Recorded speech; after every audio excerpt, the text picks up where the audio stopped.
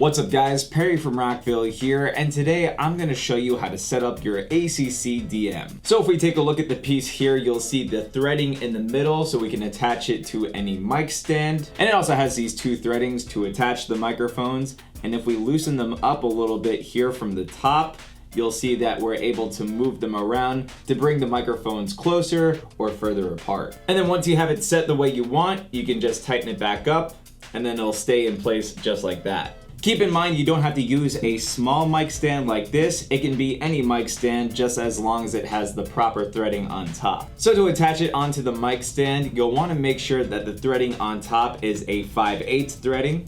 So to attach it onto the mic stand, you'll want to make sure that the threading on top here matches the threading in the center. Then you're just going to line it up and screw it on to secure it to your mic stand. So now from here we can attach mic clips to the silver threadings so we can set up some microphones. So to set up a pair of dynamic microphones like these ones here, we can take the mic clips that go with the dynamic microphones. We're gonna line up the threadings of each mic clip to the threadings here on top and then just screw the mic clips on. From here we can take each microphone and place them on the mic clips. And a setup like this would be great for podcasting, so you can take your mic cables, plug them into your interface, and now you're all set and ready to go. Remember, you can even adjust these points here so you can bring the mics up a bit closer or move them further away. And then once you have it set the way you want, you can just tighten it back up to lock it in place.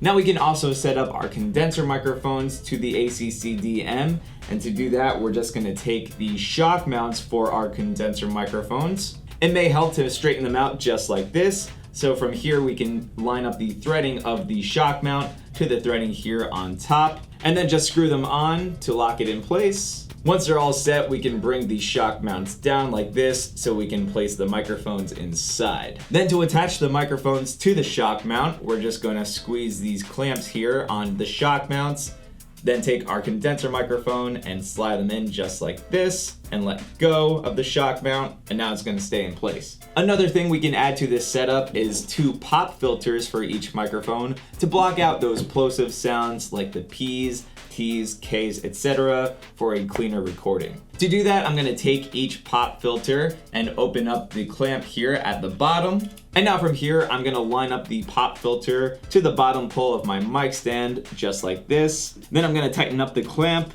to secure the pop filter onto the stand. And then from here, I'm going to bring the pop filter over the microphone just like that. We're gonna do the exact same thing for the second pop filter here. And just like that, we have our condenser mics all set up so we can plug them into our interface or mixer and get going with our recording. Now another option we have is to set up our pencil microphones like these ones here. So you can use this type of setup when you're recording your acoustic guitar, your drum set, etc. So for this setup, you're gonna need the mic clips that come with your pencil microphones just to make sure that they fit nice and tight.